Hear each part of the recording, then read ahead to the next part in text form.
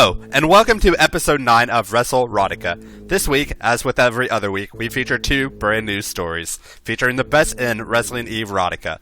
The first story is entitled Problem Solving, and it stars Stephanie McMahon, Lita, and Trish Stratus. The second story is entitled Best Laid Plans, and it stars Nikki Bella and Seth Rollins. And without further ado, let's jump straight into this week's stories.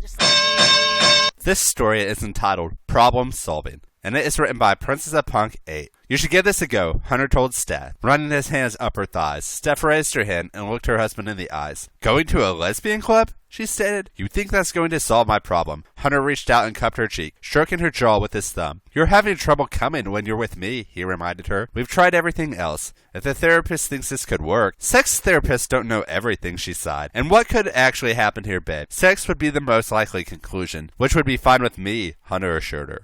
Steph, I know you love me. I know that you're faithful. But I also know that this is just a hitch. You think there's something wrong with you. Maybe there's something that this club can do for you. Stephanie entered the doors of Ruby the next Friday night. Hunter had convinced her to wear a simple short black dress and heels, and to just tie her hair back in a sleek, elegant ponytail. Ruby was a discreet club that didn't advertise itself, so all the ladies inside were either regulars or were sent there on recommendation. Stephanie was unobtrusive, taking a seat at an empty table close to the main stage. A sexy redhead took the stage with the bussy blonde hanging off her arm.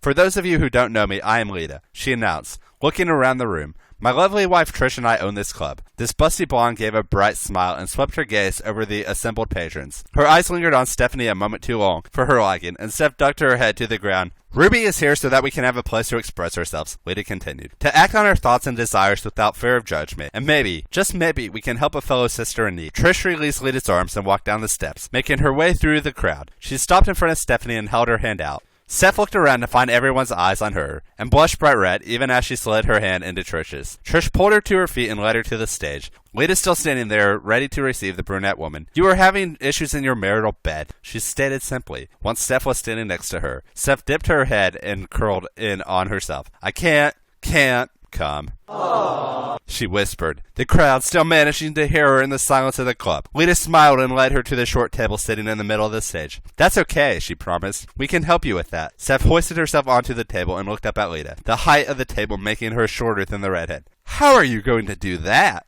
She asked, confused. By overwhelming you with pleasure, until you can't feel the stress. Lita replied. Trish came up behind her and knelt in front of Steph. And after, every time you're having sex with your husband, all you'll be able to think of is the pleasure that sex gives you, she continued. Woohoo! Trish ran her hands up Steph's calves, tracing the muscles with her palms. She reached Stephanie's knees and pushed them apart gently, blushing furiously. Steph allowed the action, eyes, and attention focus completely on the blonde between her legs. You need to just relax, and let us give you everything you can handle, Lita purred in Stephanie's ears. The brunette jumped, not having noticed Lita moving around the table. Lita slid her hands over Steph's shoulders and into her dress, dragging her fingernails slightly across the tops of her breasts. Steph shuddered and leaned back. Trish ran her hands up her thighs and looped her index fingers into the band of Steph's underwear. She dragged them down Steph's long legs, Lita keeping her distracted. The crowd stayed respectfully silent, intent on watching their entertainment for the evening. Lita removed her hands from Steph's dress and pushed the thin straps down her arms. Steph started and tried to pull away. You have to give yourself over to us,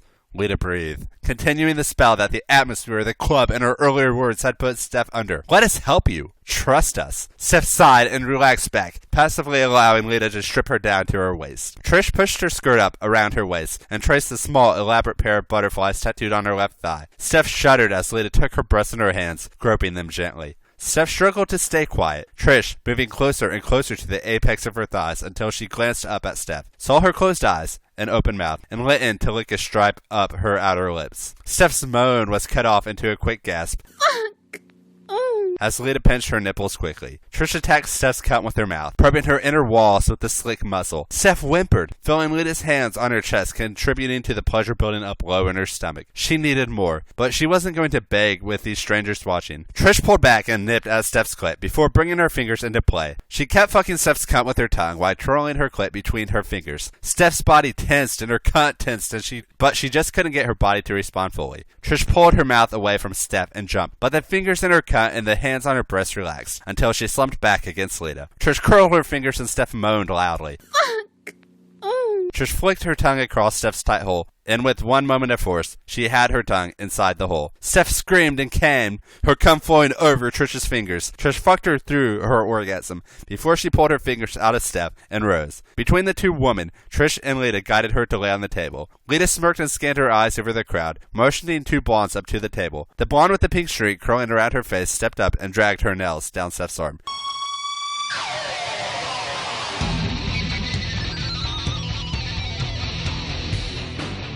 The brunette started, and the blonde's partner pressed her hands to Stephanie's shoulders. Calm yourself, she spoke lowly. Natalia is very skilled with her fingers. You simply need to relax and let her do her work. Stephanie looked up, letting her shoulders sink into the firm wood of the table. Natalia was by her hip, and Stephanie could only just see her eyes, looking like steel in her determination. Stephanie shuddered as the long nails dragged down her thigh, playing the nerves in her body as an expert would. Stephanie's body arched, and her thighs trembled as Natalia teased her outer cunt lips and inner thighs. The blonde standing above her wasn't idle either, with Natalia guiding her with a barely vocalized Beth. As soon as Stephanie was under her thrall, Beth was using her own manicured nails to tease Steph's breasts, flicking her nipples absently. She rolled her eyes between her fingers. Stephanie, letting out a low, guttural groan. Natalia traced tight circles around Steph's clit, using the nails of her other hand to trace the muscles in her hand. Steph whimpered and made fists of her hands, moaning deeply. "Oh, little one, how you must want to come!" Beth taunted, Steph trembling under the pleasurable ministrations. "Please," she panted. "Please, I'll do anything." "You heard her, Natty. Make her fall." Beth snarled, her grip on Steph's breast turning from pleasurable to bordering on painful. Natalia renewed her efforts and began to flick Steph's clit with her nail and slid her index finger into Stephanie's entrance. She quickly added a second and then a third and curled her fingers, being careful of her nails. Steph moaned deep in her chest, feeling stuff full of Natalia's fingers. Natalia fucked her slow, drawing her fingers out at a snail's pace before shoving her fingers back in as quickly as she could. The alternation of the pace had Steph on the tipping point within a few thrusts. And when Beth and Natalia managed to get the exact pressure she needed on her nipples and on her clit, Steph toppled straight over the edge. Before she even had a chance to recover, Steph was being flipped over on her stomach, and the brunette twins from the front of the crowd were approaching the table. Both were proudly naked and sporting dildos strapped firmly to the front of their crotches. Steph panted, trying to catch her breath as she watched them stop to make out with each other. They were obviously very close, grabbing on each other's breasts and asses as they devoured each other's mouths. Steph watched them pull away, one making her way to the end of the table and the other to the head. "Nikki's going to fuck your cunt," she was told firmly. "And Bree is going to fuck your mouth," Nikki continued. The twin at her head forced her head down onto her cock and used her grip on Steph's hair to fuck her mouth. Steph gagged, and drool ran from the corners of her mouth, but she had no control in how she was fucked. The twin at the other end of the table climbed in between her legs and gripped her hips. She pulled Steph up so that her knees were under her and thrust straight in. Steph cried out, gagged by the dildo in her mouth, but the twin fucking her cunt was relentless. Steph couldn't help the urge to come, but despite how skillful the twins were, she just couldn't push herself over the edge in such a short time. The twin fucking her mouth pulled out and moved out of Steph's sight. She twisted her neck around, peering over her shoulder. It was for naught, because as soon as the twins broke their newest kiss, she was pulled so that she was bent over the table at her midsection, and her legs were spread. Nikki was still fucking her cunt, but she could feel the light touch of what she assumed was Bree's tongue teasing her clit, and the inches around the fake cock fucking her. Bree arched her back and moaned, bucking back into the thrust. Bree focused her attention on Steph's clit, and Steph couldn't help herself any longer. She came on Nikki's cock, the lady fucking her through and past her orgasm. And even once Nikki pulled out, Bree jumped straight in to clean Steph up with her tongue. "No more! Please!" Steph begged weakly, trying to close her legs. "All right, ladies, I think we have successfully solved Stephanie's problem," Lita announced, her voice somehow managing to be quiet yet carried throughout the room. "She seems to be very sensitive, so..." Her smile was devious as she turned to kiss Trish, her fingers already working at the laces containing the blonde's breasts and the tight corset. Stephanie sighed in relief as Bree moved away from her cunt finally, and she lowered her face to the cool wood at the table to catch her breath. After Steph's third pair of the night, Lita and Trish had completely forgotten any more partners. Instead, she had been given the pleasure of watching the various couples spread out amongst the many nooks and crannies of the room. Ladies who preferred to watch were interspersed with ladies on their knees, and ladies bent over chairs, ladies pressed to the wall to be fucked by other ladies. And through it all, there was no hint of subjugation or fucking to gain power. It was about pleasure. Once Stephanie made it home that night, she headed straight to her bedroom. Hunter was waiting up for her. Newspaper spread over his lap. "Hey, beautiful." Good night, he asked, warm smile in place. Stephanie didn't say a word, simply shoved his paper off his lap and climbed on instead. She claimed his lips in a hard kiss, reclaiming everything that she'd been missing from the multiple orgasms that night, and desperately pushing at the hem of his boxers. Whoa! Whoa! Baby! Slow down! Hunter mumbled against her lips, even as his cock betrayed him and getting hard straight away. Steph continued making out with her husband, wrapping one of her hands around his cock. She stroked it, twisting her hand on the downstroke, encouraging his erection to grow to full strength. What happened? Hunter finally gasped, breaking the kiss as she lined herself up over his cock. He helped by pulling her dress around her hips, before placing his hands on her hips and helping her as she rode his cock. Steph whimpered and moaned, her overly sensitive walls fluttering around his cock. Princess! Don't hurt yourself! Hunter soothed, moving his hands to cup her ass. It's okay if you can't. Steph glared straight at him until Hunter smiled ruefully and slid one hand around her thigh. He rubbed his thumb over her clit and was rewarded by the sudden and decisive clenching of Stephanie's cunt around his cock. That's the way, beautiful, he cooed, his hand on her ass, encouraging her to continue rocking on his cock. His thumb pressed against her clit, and the combination of movements left Stephanie able to do little more than moan and gasp and let his movements guide her. He rolled his hips and Steph clutched at his shoulders, crying out as she came over his cock. Fuck! Hunter groaned, cock twitching and coming inside her. Steph slumped against his chest, letting his big hands soothe the aches of her spine. Whatever that club did, I'm a huge fan, Hunter rumbled. Steph dissolved into giggles, leaning up to claim a chaste kiss in response. Me too, she agreed. Maybe I'll tell you about it sometime. The end. This story is called Best Laid Plans, and it is written by Archive of Our Own user Funky in Fishnet. The authority was growing every week, in some surprising directions. Nikki Bella had her hands folded neatly in front of her, every inch the loyal employee as she talked to Stephanie and Triple H. She was Stephanie's pet project, and Triple H was clearly pleased, because his wife was happy and fulfilled, though he shook his head whenever he talked to Seth about it. Seth could see the appeal from Stephanie's perspective. The authority was a little testosterone heavy, and while Stephanie was used to that, she'd been holding her own amongst heavy-duty men twice her age for years now. She probably missed having female friends. That was logical. It wasn't like she could trust any of the divas not to be aiming for her spot or her husband, except Nikki Bella, who had proven herself loyal to the authority and impressively vicious. What?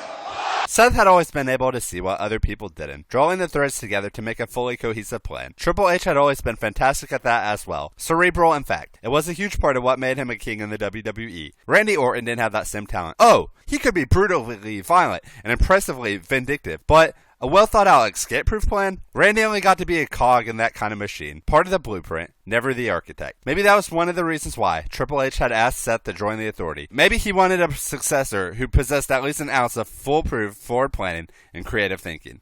That made Seth smile a lot. He could see himself controlling the WWE in the future, following in Triple H's footsteps. Every king started out somewhere, right? If his heart twinged when he saw Stephanie and Triple H holding hands, or phoning their kids, then he could deal with it. Sacrifices had to be made in the pursuit of anything worthwhile, so Seth mentally crushed all murmurs of pain and loss. He had much more important things to focus on. But who was going to reign by his side? Triple H had always been stronger standing with his wife, even before their marriage had become about love as well as power. It was a question without any answers for Seth, and that never boded well. Nikki's expression was changing now. Seth frowned, watching as Randy approached her, a very familiar look on his face. Randy liked to think of himself as a ladies' man. Faith, sweet thing, can I buy you a fish sandwich? As well as a legend killer. Practically every time he saw Seth, he boasted about how many women had thrown themselves at him recently. Ah, that's one. One bet. Two bets. Nikki didn't look like she wanted to join the crowd. Instead, her gaze darted towards Seth. Her request was obvious to him, as she disentangled himself from Randy's only attentions and nodding towards Seth. Thanks, but I already have plans. With him. Oh, did she? Stephanie looked interested and pleased, and Nikki cocked an eyebrow at Seth, like a challenge. Like, are you really going to disappoint the boss? Not if he could help it, and Randy really was looking pissed off, which helped make Seth's decision an easy one. He nodded. I thought someone should catch her up on anything, make sure that we're all on the same page. It wasn't a bad idea, actually, and Triple H was nodding like he agreed. Excellent. Seth had scored points with both bosses in only one move. Randy looked very narrow-eyed, and Nikki stepped smartly away from him towards Seth. Seth didn't blame her. Dagos, right? You promised me cocktails. Seth snorted but crooked an arm at her, because he wanted to see how nuclear he could make Randy. And you promised not to cripple my American Express. Nikki rolled her eyes and sighed, sliding her hand through the loop of Seth's arm. God! So many rules. You kids have fun now. Stephanie called after them. She sounded playful and pleased, like she brought this whole turn of events about. She probably thought that she'd managed to play matchmaker. Good for her. Matchmaker, matchmaker, make me a match. I'll have her back before midnight, Seth replied over his shoulder, in the same tone of voice as he and Nikki walked out of the room. They didn't talk as they made their way out to the parking lot. Maybe Nikki had guessed beforehand that there'd be a lot of eyes on them, authority paid and otherwise. But whatever the reason, she let him lead her to where a limo was waiting. Seth nodded at his driver, Marco. Dagos, sir. Inside the limo, Nikki sighed happily and helped herself to the mini fridge. Under the limo's mood lighting, she looked particularly stunning. Her red dress was practically painted on and perfectly matched her heels. Her hair was straight and smooth, and her lips were practically a mission statement. So this wasn't going to suck, though Seth knew barely anything about her apart from what everyone knew backstage, that she liked to drink and fuck and have a good time. That she loved her sister and had done everything with her despite how Bree had treated her until standing in Bree's shadow, and taking punishment meant for her had finally gotten to be too much. Seth liked to know exactly who his allies were, because they could so easily become his enemies. So he accepted a glass of champagne from Nikki, and clinked it against the glass that she'd cut for herself. She left her lipstick on the glass afterwards. Most definitely a mission statement. Nikki's eyes danced as she fiddled with one of her rings. Thanks for taking the hint. Seth chuckled. It's always a pleasure to make Randy mad. You don't want to be friends with him? Urgh! I am not going to be some girl that he talks about backstage. Have you heard him? And he is so not my type. Nikki's expression twisted with disgust. Interesting. Seth would have guessed that Randy would be the perfect catch in her eyes. Good looking, doggedly pursuing the championship belt, always wanting and receiving the best in life. Maybe Nikki actually saw what a lot of women were apparently willing to overlook. That Randy Orton was an asshole. You have a type, was all Seth said in response. Nikki pushed hard at his shoulder, laughing through her gasp. Oh my god! You think I'm a mega slut? That's what people say about me, right? Seth was used to lying by now, but he didn't see the point here. Variations on the theme, yeah. Nikki rolled her eyes and didn't look all that devastated. First of all, I enjoy myself, but I am very selective. Hello. I have a media profile to think about. Randy goes out and sleeps with over half of Palm Beach, and he's a stud. I have a good time, and I'm apparently on my back for anyone. God. Like it's anyone's business but mine. Seth refilled her glass and smiled thoughtfully. Here was a Nikki Bella that would fit well with the authority, smart and incisive, and a good judge of character. So she was a good time girl. Most people didn't bother to look any deeper. Maybe her sister hadn't either, or had forgotten that there was more to Nikki than fun and fucking. She was revealing herself to be an authority member that Seth wanted to get to know better. He counted Stephanie and Triple H as friends, Randy as a really unnecessary evil, and Kane as a very useful acquaintance. He wasn't sure where Nikki would slot in yet, but he was looking forward to finding out. The limo parked up, and they both drained their glasses. Marco opened one of the rear doors, and Seth grabbed hold of his briefcase. Nikki looked amused and curious. You take that thing everywhere? Seth nodded once. You never know who's going to show up. Nikki nodded in understanding and accepted Seth's offered hand as she slid gracefully out of the limo. They linked arms again as they made their way into Daigo's. Seth could feel so many eyes on him because of Nikki, because of his briefcase, because of how good he looked in a tailored suit. It all felt good too. Nikki ordered several cocktails and some bar snacks, and didn't fill the air between them with chatter, something else positive in her favor. She drank and ate enthusiastically, but never looked anything less than gorgeous. Several men sidled up to the table, but Nikki waved them all away, to Seth's amusement. Not your type? He asked, slightly mockingly. Nikki knocked her bare knee against his, like both a tease and a warning. She didn't spout monologues, but from what she did say, Seth learned a lot about Nikki Bella. How difficult she'd found it, telling her family about her brief, meaningless marriage, and how hurt she'd been by the response. How hard she worked out in the gym every day. How much she loved her real estate work outside of wrestling. How much she was enjoying being part of the authority. Seth drank to that. He got the feeling that she was learning just as much about him, and strangely, he didn't mind all that much. It couldn't have been because of the alcohol. Seth hadn't drunk that much. His instincts were usually extremely good. They'd always been a boon when coupled with his sharp planning skills. Later, in the back of the limo, with a divider screen up to keep Marco in the dark, Nikki kissed Seth with serious, challenging intent. Seth's hands nestled at her waist, pulling her closer. When they finally parted, he licked his lips. He was probably wearing her lipstick. Nikki's smile was wicked but warm, her eyes searching him and apparently liking what they saw. Her fingers felt good in his hair. How long have you been planning this? Asked Seth, because he wasn't stupid. Nikki's smile sharpened, and she looked even more gorgeous as a result. You didn't think to plan this too? He was definitely being mocked. Seth drew her in again to kiss her mouth, then down her neck, not leaving any marks because she had a media profile, didn't she? And so did he. They were both classier than that. He kissed down to her chest and glanced up at her once, checking. She looked even more pleased at that and tugged at his hair encouragingly. The air had gotten very hot around them, and Seth's own smile was probably as sharp as Nikki's. He hadn't planned on using this seduction tonight. That was never his sort of game plan, but maybe he'd hoped to have this kind of fun anyways. Not so much a plan as a possibility. Nikki didn't show him how to loosen her dress, and looked impressed when he took the time to locate the zipper instead of just tearing away the fabric impatiently. It was an expensive dress, and it looked really good on her. Again, he wasn't stupid. He bared her breasts and took a moment to appreciate the stunning view that had gotten so much online press before lavishing them with attention. He could taste and smell her perfume in the hollow between her breasts, perfume and sweat. They were both moaning, he realized, as he swirled his tongue around her left nipple. This wasn't the first time that he'd had sex in the back of a car, but it was definitely his first time in a limo, and it was with Nikki Bella. Why the fuck not? His hand stroked roughly at her right breast, and Nikki's head fell back. Her hips started to move, giving him friction in exactly the right place. Of course she knew exactly what she was doing. So he moved his other hand down and worked it between her legs, under her dress, and past her underwear to welcoming wet heat. Nikki's moans got louder, and she rocked harder, sadly slamming a hand against the seat. Come on, come on! It sounded like another challenge. Seth worked as well as he could in the limo's limited space, while he thrust against Nikki. His mouth moved over her breast feverishly, and Nikki came first, slamming against him unashamedly, taking exactly what she needed. She sucked in a deep breath and then pushed a hand down between them, into his pants. Fuck yes. Seth gasped against her breasts and shoved harder with his hips. Come on! She stroked and he thrust, and soon he was coming very hard. There was a lot of heavy breathing for a few moments. Then Nikki looked at him, wiped her hand on his pants, and grinned, laughing with sheer good feeling, apparently. Seth smiled and shook his head. Blowing off steam was always important, and apparently they'd both needed to. Any thoughts that might have been lingering too much before were now very far away. Nikki tumbled out of his lap and onto the seat beside him. She began to expertly tidy herself up, adjusting her dress and her hair. Seth straightened his tie and noticed at that moment that the limo had stopped moving. How long had it been stationary for? Nikki smiled at his confusion. We got back about 10 minutes ago. Marco will expect a good tip tonight.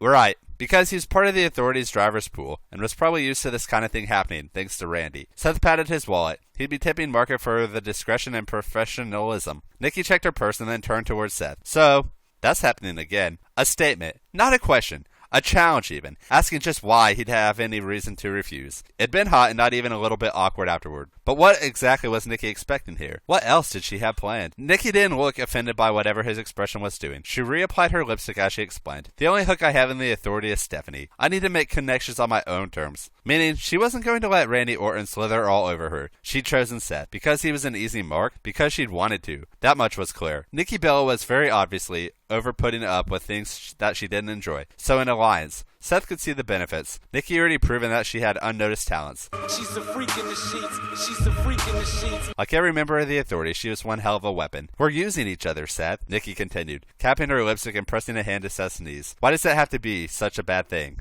Seth couldn't help smiling, running a hand down her arm. You watch my back? I'll watch yours. Nikki's expression became fantastically filthy. Among other things. Seth's cock twitched and he grimaced as he was reminded of just how uncomfortable damp pants were.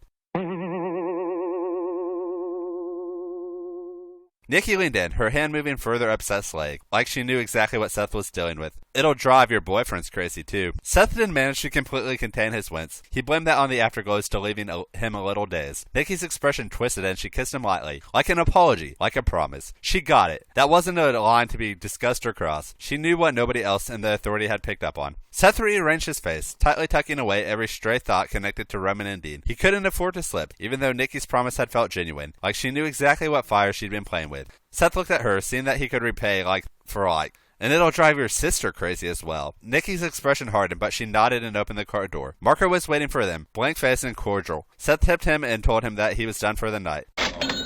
Nikki clasped Seth's free hand. The other was occupied by his briefcase. They had to have looked like the ultimate power couple, striding into the hotel and up to Seth's room. Nikki followed him inside without a word. Seth put down his briefcase, always near the bed, just in case, and pulled his tie off. At times like these, he missed tack gear. He wrenched that thought away under a cool expression. Presumptuous. Nikki gave him an unimpressed look and pulled a small black object out of her purse. It looked like a mutant cell phone. Nikki pressed a button and set it down on a nearby table. It was on in the limo too. I'm still serving my newcomer probationary period with the authority. Stephanie and Hunter have to be careful, and so do I. Seth stared at the electronic contraption and then towards where Nikki was now pointing. There was a tiny listening device fixed to the inside of the lampshade. Because he and Nikki were still new to the authority, and Stephanie and Triple H knew how costly betrayal could be, Seth had always assumed that he was being watched and listened to. He just avoided saying anything that could be misconstrued. He'd worked too hard and given up too much to lose his position now. Nikki was taking a more aggressive approach, a dangerous one too. They're wanting to know why their eyes and ears have been scrambled, he warned her. Duh! We just had sex, Nikki replied, rolling her eyes. We wanted privacy. Very nice. Nikki began unzipping her dress with a smoldering look on her face. Like she knew how hot her contingencies and aggressive smarts were. Seth began unbuttoning his shirt, smirking as his eyes zeroed in on his chest. Nikki sauntered closer, just about holding her dress up. Seth slid his arms around her waist. He couldn't wait to get the pants off. If I slept alone, Nikki said softly, it wouldn't help our reputations at all. Because she was a slut, and he was on top of the WWE, which meant of course he enjoyed some spectacular perks. They had obligations. If they wanted to keep on getting ahead, if Nikki wanted to prove that she was better than her sister, if Seth wanted to prove that he was better than his brothers, and what obligations they were. Seth slipped a hand past the dress's loose fabric and stroked on Nikki's side. So I'm your type? Nikki let her dress slide to the floor. Not even close. Randy looked icily furious the next day when Seth appeared with Nikki, both of them smiling. Stephanie beamed and called Nikki into her office. Apparently there were some important things that they just had to talk about. Seth fully expected his ears to start burning. It was a great feeling. Triple H smirked. You've made my wife happy, and apparently had a hell of a night yourself. Seth smirked back. If Marker needs more money for what we did to the limo. Triple H chuckled and nodded Seth towards the coffee. He didn't warn Seth to be careful or not get in too deep. He just clapped Seth on the back and started talking about the latest shareholders meeting. Ken smirked at Seth and nodded like he was impressed. Randy stewed with fury. It was turning out to be a very good day. That feeling was a lasting one. It stretched for weeks. Nikki never fawned over Seth. She stayed just enough inside his personal space to send a message, occasionally holding his hand or kissing him publicly. They shared a bed most nights. They didn't completely trust each other yet. They weren't even friends. But they were getting there and were both enjoying highly enjoyable benefits already. Aww. They both kept remarkably straight faces whenever anyone referred to the two as a couple, as though they were dating, as though that was a fact. They both knew things were never that black and white. Still, they ate and drank regularly. Seth got used to Nikki stealing his hat and glasses, and sometimes his shirt or jacket. He always tried to get his stuff back without her noticing. Seth always looked at them fondly, and Triple H and Ken told Seth that he was doing a good job securing Nikki's loyalty. Randy continued to seethe. Seth often saw Dean and Roman backstage and felt their angry stares, and knew that there was hurt directed his way too. Roman usually held Dean back, or security did. Nikki was always aware of them and kissed Seth in full view of them without missing a beat. Sometimes she wore a Seth Rollins bought-in t-shirt that clung to her abundant curves like a taunt. He could feel Dean and Roman's gaze burning into him, making his fists clench and so much more threaten to fly apart. On those days, Nikki didn't fight for control of the limo radio. Instead, she played with his hair and hummed something that wasn't familiar at all. Seth went to the gym a lot with Nikki and found himself competing with her when it came to cardio. She spotted for him when he lifted weights and refused to try out CrossFit. He told her that her sweat tasted like vodka. She told him that his ring gear made him look like an 80s cartoon and not in a good way.